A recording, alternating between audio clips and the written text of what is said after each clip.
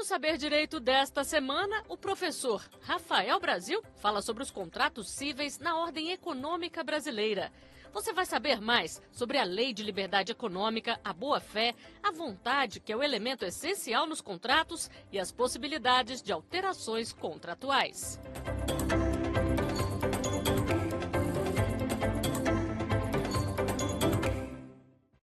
Olá, seja bem-vindo e bem-vinda ao Saber Direito.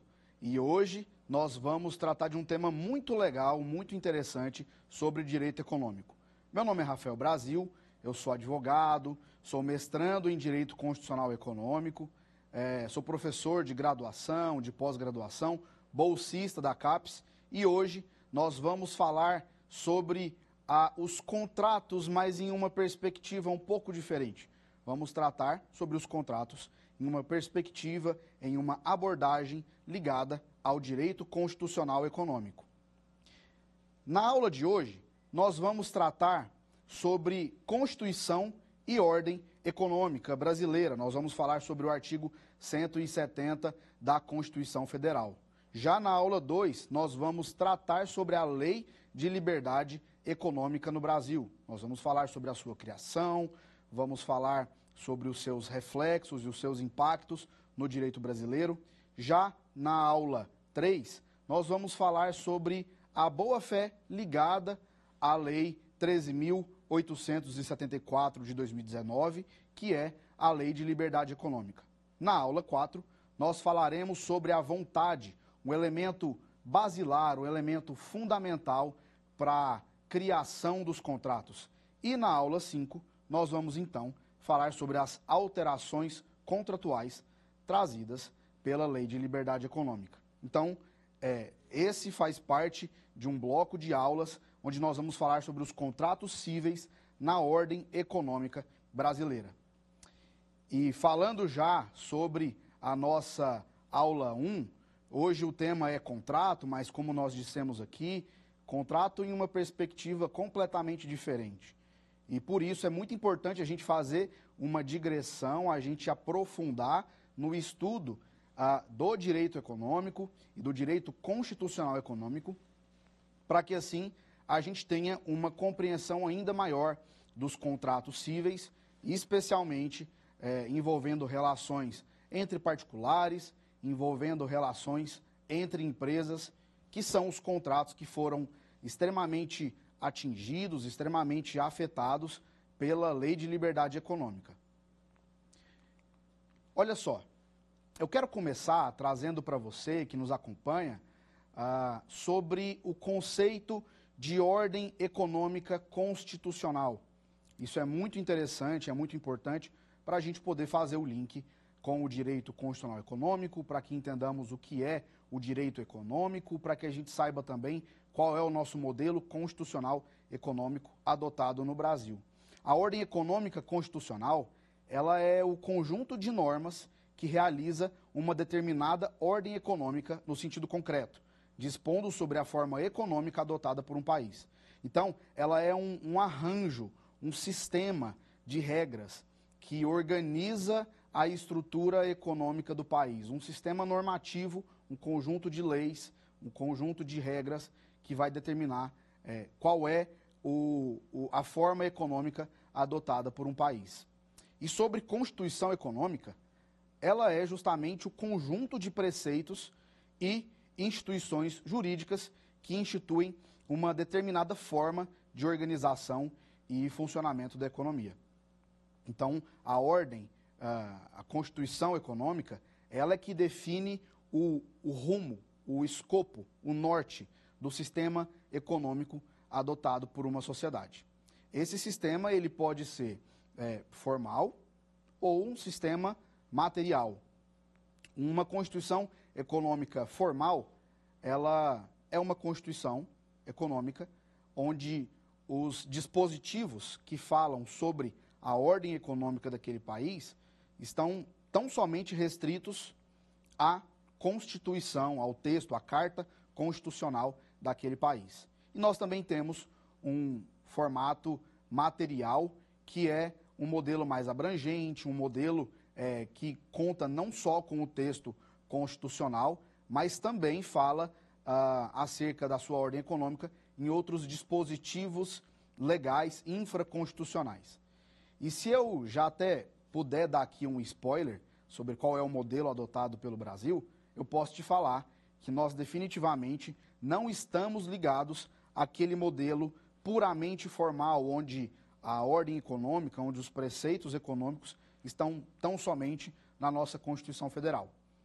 Nós temos um capítulo dedicado à ordem econômica na nossa Constituição, mas nós também temos legislações de ordem infraconstitucional que complementam o sentido da nossa ordem econômica. E o principal sistema que nós vamos estudar ao longo dessas aulas que teremos é justamente a Lei de Liberdade Econômica, que vem para complementar o sentido trazido pela nossa Constituição Federal. E por falar em ordem econômica, eu quero trazer para vocês, se você estiver acompanhando aí com uma Constituição Federal ou com o Vademecum, abre lá no artigo 170 da Constituição Federal, porque a gente vai fazer uma breve leitura sobre o artigo 170 e explicar inciso por inciso do que trata esse artigo. O artigo 170, ele é o primeiro artigo que inaugura o capítulo que fala sobre ordem econômica. Nós temos outros artigos, mas o mais importante, especialmente para o nosso estudo, sem sombra de dúvidas, é o artigo 170. O caput do artigo 170 fala exatamente assim para a gente, ó. A ordem econômica, fundada na valorização do trabalho humano e na livre iniciativa, tem por fim assegurar a todos a existência digna, conforme os ditames da justiça social, observados os seguintes princípios. Não é bonito isso, gente? Não é poético isso? Eu fico todo arrepiado só de ler isso aqui. Eu vou ler de novo, e aí você fecha o olho, coloca a mão no peito, para ouvir a poesia que eu vou declamar. Olha só. A ordem econômica. Então, o artigo já está remetendo justamente ao que trata o capítulo, ordem econômica. Ela é fundada no quê? Valorização do trabalho humano. Livre iniciativa. Livre iniciativa a gente vai ver a seguir, mas a livre iniciativa é um princípio extremamente importante que faz com que o país tenha liberdade, com que o particular tenha liberdade para empreender, por exemplo.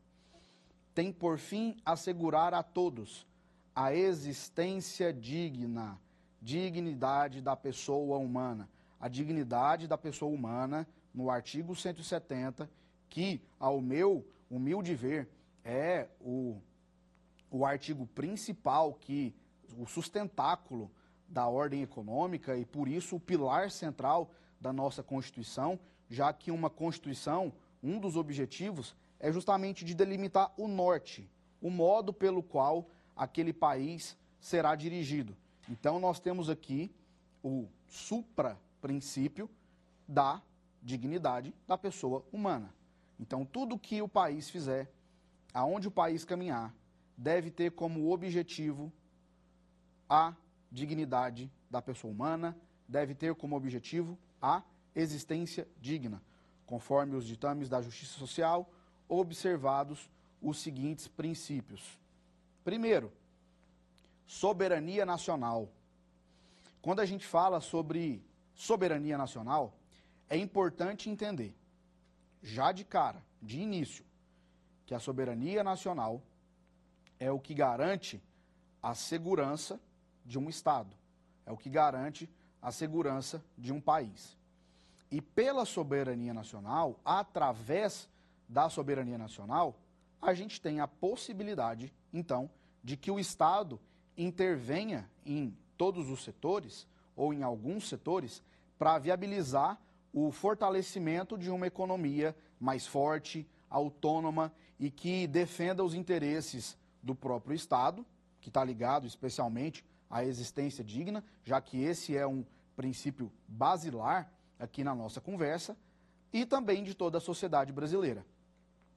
E o interessante é que é justamente o princípio da soberania nacional que já demonstra de cara, de imediato, que a nossa Constituição, o nosso modelo constitucional adotado, ele é intervencionista. A gente vai estudar aqui para entender, para tentar compreender se essa intervenção ela é mais acentuada ou se essa intervenção ela não é tão acentuada assim, mas, de início, o que eu já posso te antecipar é que não. O nosso modelo constitucional adotado, a nossa Constituição Federal, ela não é uma Constituição puramente liberal, onde o Estado não vai intervir na economia. Conseguiu entender? Eu vou repetir. Através da soberania nacional, nós temos então a compreensão de que o Estado pode interferir diretamente na nossa economia, se assim entender necessário, se eventualmente entender que é necessário interferir na formação de preços, por exemplo, embora isso seja um pouco delicado, mas o Estado tem essa prerrogativa, essa possibilidade, justamente porque o interesse maior que deve prevalecer é da soberania nacional. Agora, veja só que interessante o inciso 2 do artigo 170, que ele é completamente diferente do inciso 1, que fala sobre a soberania nacional. A gente tem aqui uma previsão que vai, inclusive, mostrar para todos nós qual foi, então, o modelo adotado pelo Brasil em sua Constituição. Se você tem alguma dúvida se a nossa Constituição ela tende a ser mais social, tende a ser mais capitalista, eu vou tirar agora essa sua dúvida. Olha só o que fala o inciso 2º do artigo 170, propriedade privada. Então, a ordem econômica fundada na valorização do trabalho humano tem que observar os seguintes princípios. O segundo, propriedade privada. Através da propriedade privada, nós temos aqui o estabelecimento da orientação capitalista adotada pela Constituição. Justamente porque deve-se respeitar a propriedade privada, especialmente dos bens de produção, propriedade sobre o qual se funda o capitalismo. Então, o pilar central do capitalismo é justamente o respeito à propriedade daqueles bens de produção, e isso aqui é resguardado na nossa Constituição Federal. O terceiro fala sobre a função social da propriedade. E isso também me remete muito àquele primeiro que fala sobre a soberania nacional. Ele diz para a gente o seguinte: olha, sim, você tem direito à sua propriedade privada e todos devem respeitar esse direito. Mas a propriedade privada, ela deve respeitar a sua função social. Se a gente tiver que pensar aqui em função social da propriedade, a gente sempre tem que remeter, de novo, eu vou repetir para vocês, o fundamento maior da nossa Constituição é a existência digna, é a dignidade da pessoa humana. E com isso, a gente tem que pensar no acesso e na garantia à moradia. Então, eventualmente, se uma propriedade não estiver cumprindo com a sua função social, muito embora deva existir aqui o respeito à propriedade privada, o Estado, através do quê? Da sua soberania nacional, ele pode utilizar daquela propriedade para dar a ela, a propriedade, a função a que ela se destina, que é o acesso e a garantia à moradia. Tudo bem até aqui? Vamos lá. Livre concorrência. A gente tem, no caput do 170, a gente tem a livre iniciativa, já como um supra-princípio estabelecido no caput do 170. Aí a gente tem aqui, no inciso 4º, o princípio que deve ser respeitado da livre concorrência. Esse princípio da livre concorrência, ele está muito ligado, é verdade, ao conceito de economia liberal, justamente porque o Estado não pode interferir no mercado e ele deve possibilitar a todos os particulares a garantia de que eles possam empreender de maneira livre, sem as amarras do Estado, sem o intervencionismo estatal, e é por isso que se fala lá no caput da livre iniciativa, e aqui a gente tem então a livre concorrência como um mecanismo, como uma forma de que o Estado não intervenha diretamente na economia, no mercado, e que ele garanta então e estimule a participação dos particulares no desenvolvimento nacional, garantindo justamente o que o Estado mais deve buscar, que é o progresso. O quinto ponto é a defesa do consumidor. Quando a gente fala em defesa do consumidor, a gente tem que entender que nós precisamos lidar com a igualdade entre todos os indivíduos. Em uma relação de consumo, a gente sabe que de um lado existe o fornecedor, que via de regra é uma pessoa que é mais frágil. O fornecedor, na verdade, ele é uma pessoa, uma empresa mais fortalecida, e de outro lado a gente tem ali o consumidor, que é a parte mais frágil na relação. Se a gente tiver que pensar numa balança, a gente tem fornecedores, empresas grandes, em sua maioria, dotados ali de todo o conhecimento técnico, jurídico, poder aquisitivo muito maior do que do próprio consumidor. Então, a defesa do consumidor, ela vem para equiparar essa relação entre fornecedor e consumidor, justamente para que a gente tenha aqui um princípio de igualdade. Essa igualdade, ou essa equiparação entre fornecedor e consumidor, para que todos os indivíduos eles estejam no mesmo polo, ela se dá de modo administrativo, e aí a gente tem a atuação de órgãos de proteção e defesa ao consumidor, e também através de uma atuação judicial, advinda inclusive de preceitos legais do legislativo, como, por exemplo, o Código de Defesa do Consumidor, que, ao meu sentir, eu posso dizer com o peito estufado, o nosso CDC é o mais avançado Código de Defesa do Consumidor do mundo. Não tenham dúvidas disso, tá? Então, é uma forma, é um mecanismo de trazer uma proteção especial, eventualmente, àqueles consumidores que, em uma relação de consumo, são mais vulneráveis e, quando se encontram ali em uma situação específica de um erro na relação de consumo, por exemplo, eles são, então, hiper vulneráveis naquela relação, e eles têm ali uma garantia maior de que eles serão protegidos. O interessante é que a Constituição Federal, ela colocou um outro princípio de defesa ao direito do consumidor coladinho com ele. E, para mim, tem uma razão muito específica, tem uma razão muito interessante de ser. A gente está falando sobre a defesa do meio ambiente. Se você observar lá o 170, o inciso 6º, a gente tem, então, a possibilidade, a prerrogativa, o direito ao princípio da defesa do meio ambiente.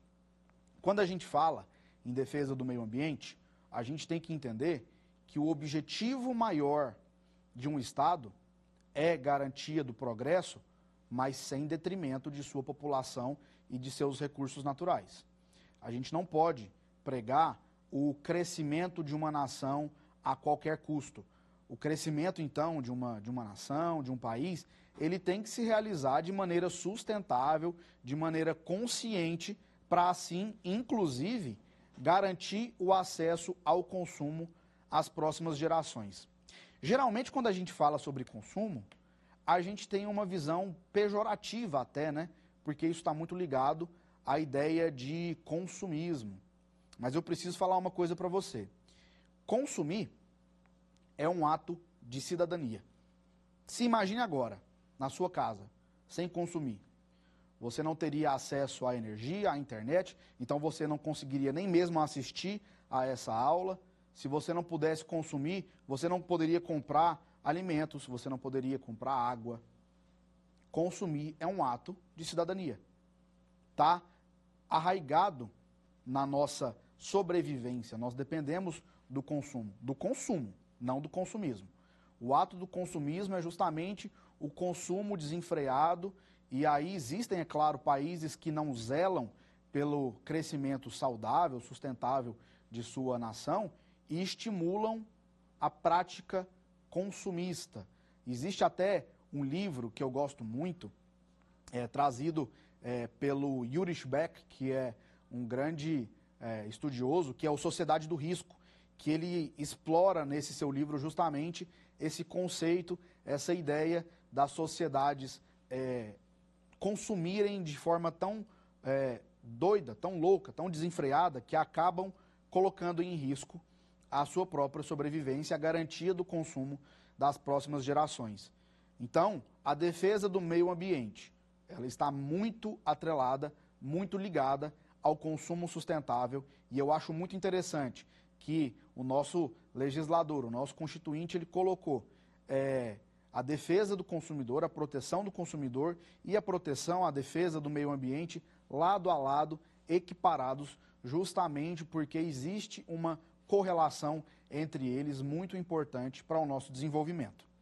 Vamos lá. O próximo inciso trazido pelo 170 fala sobre a redução das desigualdades regionais e sociais. De novo, esse é um objetivo que o Estado ele tem que buscar a qualquer custo. Nós sabemos que dentro desse modo capitalista estabelecido pela nossa Constituição Federal Brasileira, já existe um certo nível de desigualdade estabelecido. Mas dentro desse modelo de produção, a nossa Constituição Federal, ela busca a qualquer custo reduzir, diminuir esse gap, essa diferença, essa desigualdade entre as pessoas em todo o nosso território nacional. O interessante é que essa premissa, ela tem sim que ser perseguida pelo nosso Estado, mas também é uma premissa, é uma obrigação que deve ser observada pelos particulares, pelas empresas, por aqueles que empreendem. Então é um objetivo a ser perseguido por todos, visando o bem comum de toda a sociedade, que é o desenvolvimento pleno, a existência digna, uma vida feliz, uma vida com satisfação. É isso que nós temos aqui, então, no inciso 7º. Inciso 8º, busca do pleno emprego. Olha só, quando a gente fala em busca do pleno emprego, a gente tem que entender que a realização da justiça social em uma sociedade capitalista, ela passa justamente pela garantia ao pleno emprego, porque através disso se garante a dignidade da pessoa humana. Para se ter acesso à dignidade da pessoa humana, é muito importante que a gente tenha a garantia e o direito, o acesso ao trabalho digno e remunerado. Justamente porque a maioria da população, se não toda a população, depende dessa remuneração, depende dessa renda para que tenha acesso ao consumo, que, como eu falei para vocês, é inclusive um ato de cidadania. Legal? E olha só, o último inciso do artigo 170 e o seu parágrafo primeiro, o parágrafo único, aliás, do artigo 170, eles falam sobre tratamento favorecido para empresas de pequeno porte e, de novo, o livre exercício de qualquer atividade econômica. Olha só o que fala para a gente no inciso 9º. Tratamento favorecido para as empresas de pequeno porte constituídas sobre as leis brasileiras e que tenham sua sede e administração no país. A esse respeito, sobre esse inciso, nós tivemos, então, uma inovação legislativa para que as empresas de pequeno porte pudessem aderir, por exemplo, a sistemas como o Simples Nacional, que tivessem um sistema de tributação diferenciado, mais simplificado, menos complexo, como é o nosso sistema tributário. Então, isso está previsto justamente aqui no inciso 9º. E o parágrafo único fala para a gente: é assegurado a todos o livre exercício de qualquer atividade econômica, independentemente de autorização de órgãos públicos, salvo nos casos previstos em lei. E se você está acompanhando o artigo 170 pelo site do Planalto, né, onde a gente vê ali o compilado de todas as leis, deve ter aparecido ali para você uma remissão. Vide Lei 13.874 de 2019, que é a Lei de Liberdade Econômica, justamente porque esse parágrafo único, quando ele fala sobre o livre exercício de qualquer atividade econômica, ele está extremamente atrelado com o que a gente vai ver na nossa próxima aula. Então, por isso, eu já quero te segurar para a próxima aula, quando a gente vai falar sobre a Lei de Liberdade Econômica. Você não pode perder essa próxima aula, que nós vamos tratar sobre esse tema. Se a gente analisar o nosso modelo constitucional econômico adotado pelo Brasil, a gente pode perceber que a nossa Constituição ela não é um modelo puramente decisionista formal. Como eu falei para vocês, o modelo formal é aquele onde todos os dispositivos que falam sobre ordem econômica estão tão somente na Constituição Federal. É claro, a nossa Constituição Federal, ela traz a maior parte da previsão legal sobre a nossa ordem constitucional econômica, sobre o nosso modelo econômico adotado. A gente acabou de ver o artigo 170, mas o artigo 170, ele não é a única forma onde nós vamos encontrar a garantia e o norte a ser perseguido pelo nosso Poder Executivo, pelo nosso Poder Legislativo e, inclusive, também pelo nosso Poder Judiciário. Esse capítulo ele serve como diretriz, como uma base geral, para que a gente tenha essa bússola a ser perseguido, mas a gente trata sobre esse tema de outras fontes. Mas agora eu quero fazer uma digressão histórica em nossas constituições federais, para que a gente analise em algumas das constituições que nós tivemos, qual foi o modelo adotado, como essa Constituição previu aquele tema sobre ordem econômica, ou se não previu. Existia em todas as nossas constituições a previsão aos direitos e garantias sociais. É isso que a gente vai ver agora. Eu quero começar falando com você da nossa Constituição de 1891. A Constituição de 1891, ela marcou a transição entre o Brasil monarquia para o Brasil república, nesse novo momento experimentado naquela época. Essa Constituição, ela teve como forte base, como forte referência, a Constituição, o modelo adotado pela Constituição norte-americana, e por isso ele era um modelo extremamente liberal, um modelo onde o Estado pouco ou nada intervinha na economia. E naquele período a gente falava muito sobre os cafezais, sobre a produção de leite. Então, aquela famosa frase que se cunhou, né, do café com leite, os produtores, eles tinham liberdade e o Estado não intervinha no mercado naquele período. Então, foi uma Constituição extremamente liberal, com nenhum tipo de garantia a direitos sociais ali resguardado naquela Constituição. Nós tivemos também a Constituição de 1934, que foi uma Constituição completamente diferente daquela primeira Constituição que a gente teve, a Constituição de 1891, que ela consignou ali, na primeira vez, a ordem econômica e os direitos sociais. Então, existia naquela nossa Constituição já princípios de ordem econômica, existia também princípios e garantias aos direitos sociais. Isso porque essa Constituição de 1934, ela sofreu uma forte influência de duas constituições muito importantes quando a gente fala sobre direitos sociais, que é a Constituição Mexicana de 1917 e a Constituição de Weimar, a Constituição alemã, que a gente sabe que ela até ficou mais famosa, mas ela não foi a primeira. A primeira Constituição a garantir esses direitos sociais foi a Mexicana de 1917, mas esses dois modelos constitucionais, eles fizeram parte de um movimento de garantia dos direitos sociais em toda a América Latina, e o Brasil acabou aderindo, então, a esse modelo em 1934, abandonando completamente aquele modelo liberal que a gente tinha anteriormente. Logo depois, nós tivemos a Constituição Polaca. A Constituição Polaca é a Constituição de 1937, que foi uma Constituição que estabeleceu ali um Estado ditatorial do governo Vargas.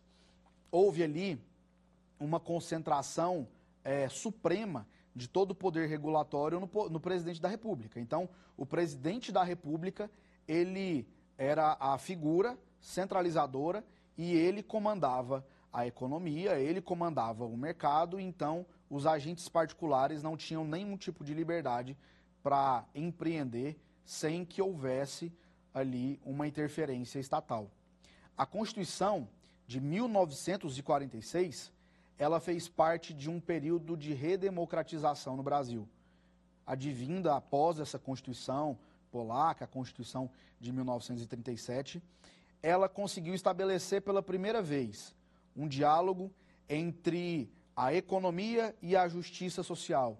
Ela tentava balancear a ordem econômica e o progresso com os direitos e garantias sociais. Então, essa Constituição, a Constituição de 1946, ela já era uma Constituição mais madura, mais experimentada, e entendendo que a gente já tinha passado por alguns momentos de liberalismo no nosso país, por alguns momentos de enrijecimento no nosso país, e que o modelo liberal não foi os melhores, ou não foi o melhor modelo, mas também aquele modelo que era extremamente garantista, também não era tão bom. Logo em seguida, nós passamos por um modelo ditatorial, de extrema concentração de poderes.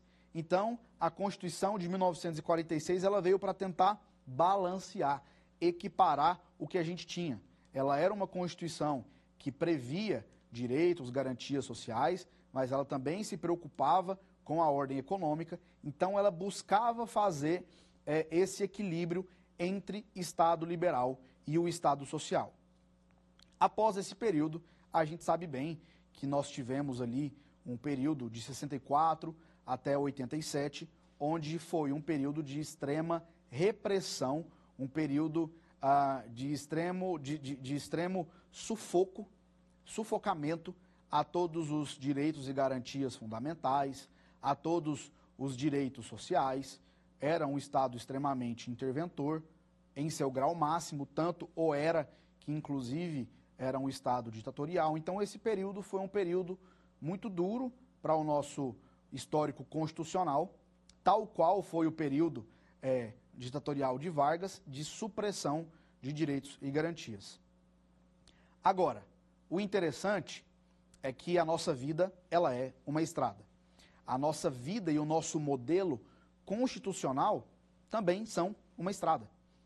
E a gente passou por um processo de acertos, de erros, de amadurecimento, para a gente chegar, então, no nosso modelo atual, a Constituição de 1988, uma Constituição marcada justamente por esse período pós-regime militar, pós-ditadura, pós-repressão, supressão total a direitos e garantias. Então, por isso, a ideia do Constituinte à época foi estabelecer ali uma Constituição extremamente garantidora de direitos e garantias fundamentais. Essa Constituição foi chamada, não à toa, não em vão, de Constituição Cidadã. A Constituição de 1988, ela precisava afirmar o retorno dos direitos e das garantias sociais. E como a gente já falou agora há pouco, a matriz, o sustentáculo, o pilar central da nossa Constituição está justamente no artigo 170, que fala que a gente deve sim visar o progresso, a gente deve sim estabelecer a livre iniciativa, estabelecer o livre mercado, uma livre concorrência, mas todos esses princípios estão ligados ao supraprincípio da existência digna. da dignidade da pessoa humana. O interessante é que a justiça social, que é estabelecida aqui na Constituição Federal, ela é completamente diferente do que nós temos em outras constituições mais garantidoras de direito, quando a gente fala de welfare state. Welfare state é aquele modelo de bem-estar social, onde o Estado ele deve garantir para a sua sociedade todos os direitos e o acesso irrestrito a tudo que aquela sociedade precisa. Esse Estado, por natureza, por essência, ele é um Estado mais garantidor, é um Estado mais garantista, é o que é chamado até de nanny state, é um Estado babá, é um Estado que precisa tutelar, preservar, proteger ali o cidadão, a cidadã, a todo e qualquer custo. O nosso bem-estar, esculpido na nossa Constituição Federal, é completamente diferente desse princípio. Na verdade, o ministro Luiz Barroso, ele até determina em uma das suas obras que a nossa Constituição, ela é fluida. Ela não estabelece nenhum modelo enrijecido, um modelo perpétuo. Ela é perene, ela se adapta, ela se amolda com diferentes realidades.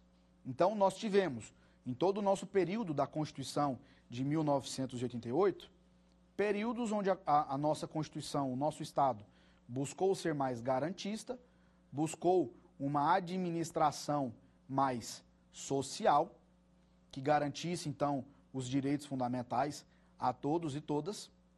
E nós tivemos momentos também, ainda no nosso modelo constitucional de 1988, onde a gente viu que não dava para conseguir alcançar a utopia de um acesso de direitos e fundamentos a toda a sociedade. E aí a gente, então, se encontra em uma balança. Hoje, o que se tem de compreensão sobre o bem-estar, que é diferente da garantia, do bem-estar social, mas é tão somente do bem-estar. Ao Estado cabe garantir o bem-estar à sua população, aos cidadãos e cidadãs brasileiros. De que forma? Garantindo o mínimo existencial, garantindo aquilo que as pessoas precisam para se manter. O interessante é que para o Estado conseguir encontrar esse equilíbrio, nós passamos por alguns atritos, sim. Nós tivemos um momento na Constituição de 88, onde o Estado buscava garantir, por exemplo, o acesso irrestrito e pleno à saúde de todos os cidadãos e cidadãs. Qual foi a consequência disso? A gente tem que fazer uma escolha, porque existe uma coisa no Brasil chamada dotação orçamentária. Nós temos um orçamento a cumprir. A gente tem um limite. Existe uma coisa chamada de dotação orçamentária. Nós temos um orçamento a ser cumprido. Então, na saúde pública, se uma pessoa precisa fazer um tratamento de saúde, um tratamento médico que custa 100, 150 mil reais, e de outro lado, esses 100, 150 mil reais, eles podem ser utilizados para ser aplicados na saúde básica para um maior número de pessoas, a gente entra em um dilema. E esse dilema aconteceu por muitas vezes no Brasil, e isso provocou uma enxurrada de demandas de judicialização da saúde. Muitas pessoas começaram a entrar com ações judiciais para garantir o acesso pleno à saúde, já que isso era estabelecido pela nossa Constituição Federal. Então, a Constituição Federal, o nosso modelo de Constituição Federal, mudou um pouco, entendendo que não dá para cumprir totalmente com tudo que a sociedade precisa. Então, a gente não tem aqui um Estado garantista, aquele Estado chamado de nanny state, né, em um modelo lá do welfare state, da garantia do bem-estar social, mas a gente tem, então, a garantia do mínimo existencial. E aonde é que tem, então, a previsão do que é esse mínimo existencial? Está lá no artigo 6º, também, da Constituição Federal. O artigo 6º, ele fala para a gente, são direitos sociais a educação, a saúde, trabalho, moradia, o lazer, a segurança, a previdência social. Então, essa assistência é o que deve ser perseguida pelos agentes econômicos, pelo Estado em sua totalidade, garantindo, então, um mínimo para a subsistência de toda a coletividade. Mas e aí? A gente falou aqui de alguns tipos e alguns modelos de Constituição, mas a gente ainda não compreendeu qual é, então, o nosso modelo constitucional adotado. A gente tem uma Constituição liberal, a gente tem uma Constituição intervencionista, garantidora, garantista. Qual é o nosso modelo? Nenhum nem outro. O nosso modelo, adotado pela Constituição de 1988, é da intervenção necessária.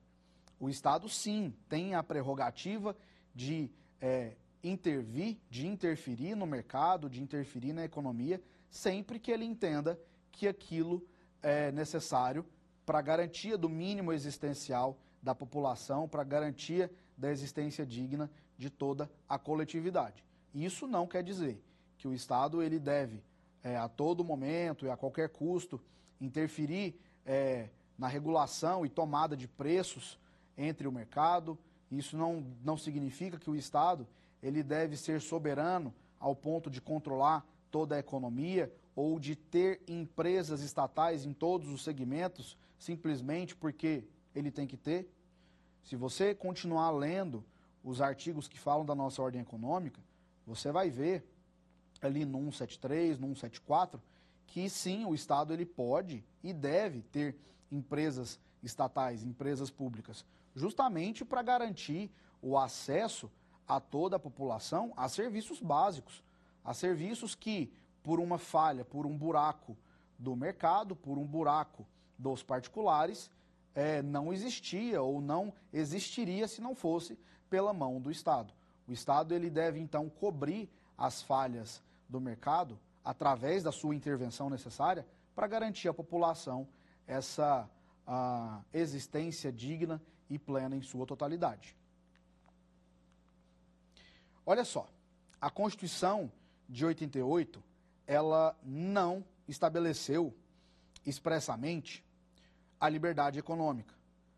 Como nós vimos, essa terminologia só foi prevista na Constituição de 1934, que, como falamos aqui, ela fez um balanço, ela tentou buscar ali um equilíbrio entre desenvolvimento e direitos sociais, entre o aspecto econômico, da ordem econômica e garantia dos direitos sociais, e lá sim existia a previsão expressa do termo liberdade econômica.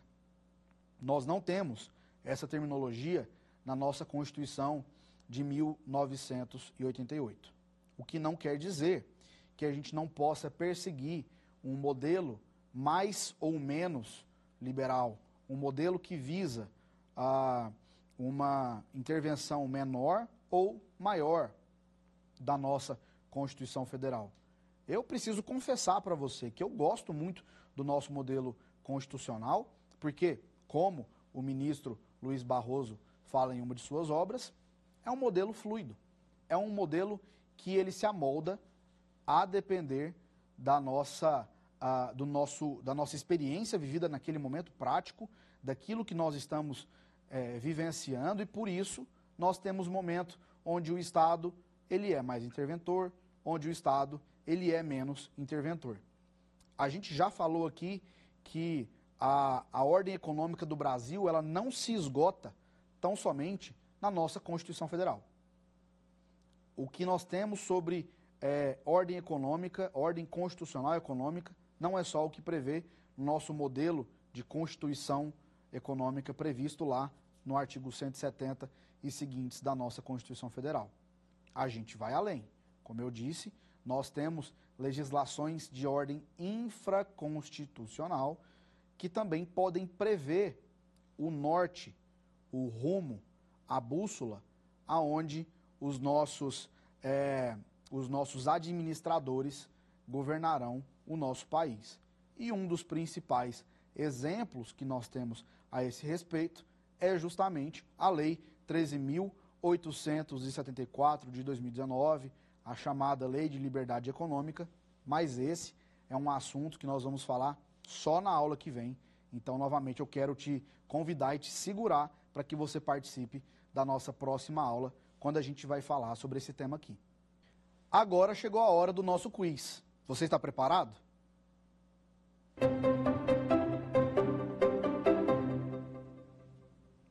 Olha só, são preceitos da ordem econômica brasileira, de acordo com o artigo 170 da Constituição Federal, exceto, ou seja, nós temos aqui que encontrar uma alternativa que não está correta. O que a nossa Constituição, o que o nosso artigo 170 da Constituição Federal prevê? Letra A, livre concorrência. Letra B, defesa do consumidor. Letra C, não intervencionismo estatal. Ou letra D, busca do pleno emprego. Vamos analisar cada uma delas para encontrarmos qual é a errada. Olha só, a primeira delas, livre concorrência. Sim, o nosso artigo 170, ele prevê a livre concorrência. Nós vimos também que ele prevê a defesa do consumidor como uma forma de trazer para todos os indivíduos uma igualdade de tratamento. E nós também vimos que é um objetivo a ser perseguido pela nossa Constituição Federal, a busca do pleno emprego. Então, a alternativa que está incorreta, e por isso deve ser assinalada, é a alternativa C, não intervencionismo estatal. Por quê? Nós falamos aqui, existe sim a previsão de intervencionismo estatal no nosso país. O nosso modelo não é um modelo puramente liberal, também não é, em contrapartida, um modelo puramente interventor, mas nós temos sim a previsão de intervenção do Estado em todos os setores e especialmente na economia. Isso também vem ao encontro do princípio estabelecido no artigo 170 da soberania nacional. A soberania nacional garante o direito e a prerrogativa do Estado de intervencionismo em todos os setores. Então, a resposta é a letra C. Vamos, então, para a nossa próxima questão, a questão de número 2.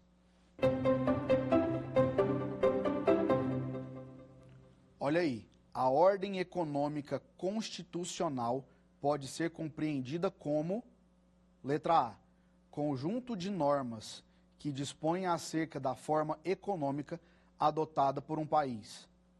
B, o poder do Estado de intervir na economia. C, conjunto de medidas políticas para o crescimento econômico do país.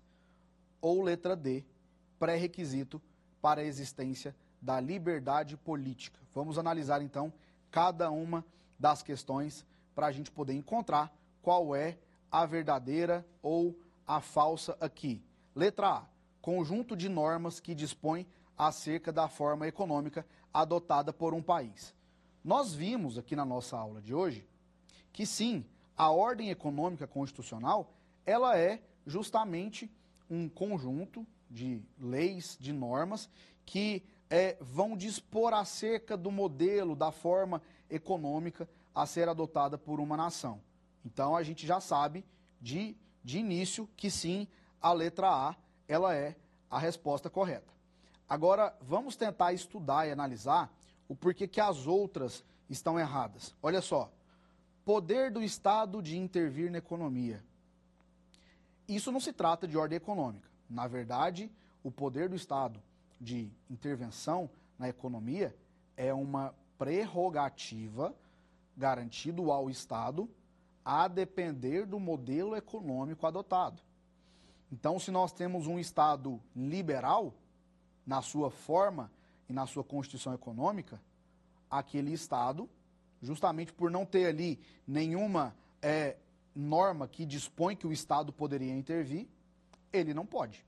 No nosso caso, no caso da Constituição brasileira, sim, o Estado pode intervir na economia, porque essa é uma premissa que nós temos dentro, justamente, das normas que dispõem acerca da forma econômica adotada pelo Brasil. Mas ela é uma consequência, ela não é a ordem econômica em si. Letra C, conjunto de medidas políticas para o crescimento econômico do país. Olha, o crescimento econômico do país, ele também é uma consequência da própria administração que teve fundamento na sua ordem econômica estabelecida. Então, a partir daquelas medidas, a partir daquelas normas acerca da ordem econômica, a gente pode ter um crescimento ou não, ou a completa estagnação de uma nação, de um país. Isso não é a ordem econômica, mas sim uma consequência da administração de uma nação. Letra D, pré-requisito para a existência da liberdade política. Olha só, o pré-requisito para a existência de uma liberdade política, na verdade, é a liberdade econômica. Através da liberdade econômica, nós temos, então, a possibilidade de um povo livre politicamente para fazer as suas escolhas, escolher os seus governantes.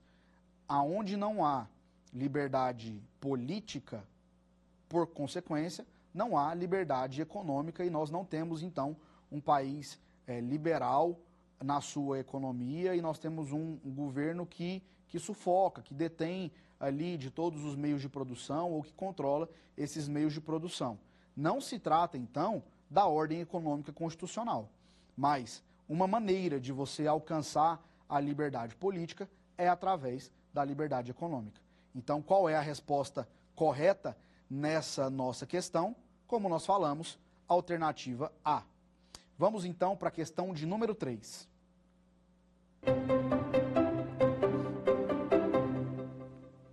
Sobre o conceito de constituição econômica, tem-se que A. É o modelo de governo escolhido que privilegia o capital. Letra B. É a decisão sobre o modelo econômico adotado por uma sociedade. Pode ser compreendido como modelo econômico adotado pela Constituição de Weimar. Ou letra D. Modelo de Constituição adotada pelos países onde há predomínio de liberdade econômica. E aí, qual será que é a resposta certa? Vamos analisar então uma por uma para tentarmos descobrir. Olha só, letra A, é o modelo de governo escolhido que privilegia o capital. A Constituição econômica, ela pode ter um modelo de Constituição que privilegia o capital ou que privilegia o social, mas não está ligada exclusiva e necessariamente a um modelo capitalista. Então, não é a letra A. Letra B, é a decisão sobre o modelo econômico adotado por uma sociedade. Me parece ser a mais acertada aqui, justamente porque, através da Constituição Econômica, nós teremos o corpo do modelo econômico constitucional, composto ali pela ordem econômica, pelos artigos que vão delimitar para onde aquele país vai caminhar. Então, me parece ser, sim, a letra B. Mas vamos ver por que as outras questões não estão certas. Letra C. Pode ser compreendida como modelo adotado pela Constituição de Weimar. Como nós falamos, a Constituição de Weimar foi a Constituição alemã de 1919, que foi uma Constituição histórica e marcada por trazer ali, assim como a Constituição mexicana de 1917, um forte contexto de direitos e garantias sociais. Os direitos sociais foram resguardados naquele modelo constitucional. Mas o modelo adotado pela Constituição de Weimar não é absoluto, não é o único tipo de modelo de Constituição econômica, então não é única e exclusivamente esse modelo de Weimar que é a Constituição econômica. E a última letra, modelo de Constituição adotado pelos países onde há predomínio de liberdade econômica. Novamente, nós falamos aqui, não é porque um país adotou determinado modelo que esse é o único modelo constitucional possível de ser adotado em todos os países e é o modelo a ser seguido. Nós podemos seguir modelos, tal qual o modelo da Constituição de Weimar, que está ali na letra C, ou podemos seguir modelos mais ligados, por exemplo, à Constituição norte-americana, que é uma Constituição mais liberal, Isso não significa que as outras constituições também não sejam modelos, conceitos de constituição econômica. Então, a letra D também está incorreta. Então, por lógica, a alternativa certa que nós temos é a letra B. Eu fico por aqui e quero te agradecer por esse nosso encontro. Quer dar uma sugestão de tema para os cursos do Saber Direito? Então mande um e-mail para saberdireito@stf.jus.br ou entre em contato pelo nosso WhatsApp. O número é esse que aparece na sua tela. Você também pode estudar pela internet. Basta acessar o site tvjustiça.jus.br ou rever as aulas no canal da TV no YouTube. TV Justiça Oficial.